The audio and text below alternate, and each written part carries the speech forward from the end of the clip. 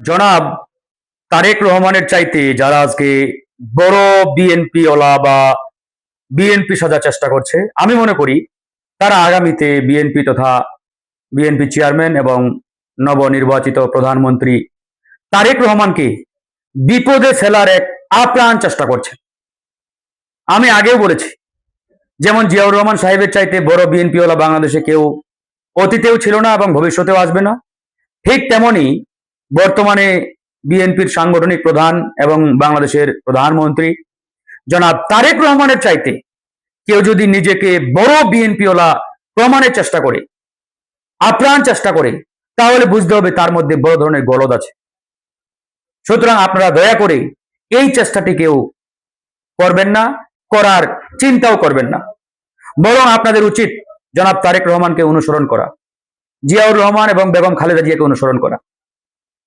মনে রাখবেন, অতি ভক্তি যেমন চোরের লক্ষণ, ঠিক তেমনি অতি কথনও বিপদের লক্ষণ।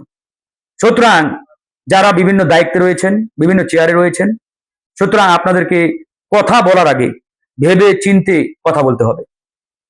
সামান্য একটি কথাই পরিস্থিতি পাল্টে যেতে পারে, হিতে বিপরীত হতে পারে, যেমনটি বিগত সময়ে বারবার প্রমাণ এদেশের মানুষ কিন্তু পেয়েছে। যদি আমি উদাহরণ হিসেবে কোটা আন্দোলনের কথা বলি, তৎকালীন ফ্যাসিবাদের মন্ত্রী ছিলেন মতিয়া চৌধুরী। তার একটি মাত্র কথায়, একটি মাত্র বাক্যে বাংলাদেশের ছাত্র সমাজ কিন্তু দাউ দাউ করে জ্বলে উঠেছিল। দেশের পরিস্থিতি কি হয়েছিল সেটি আপনারা সবাই জানেন।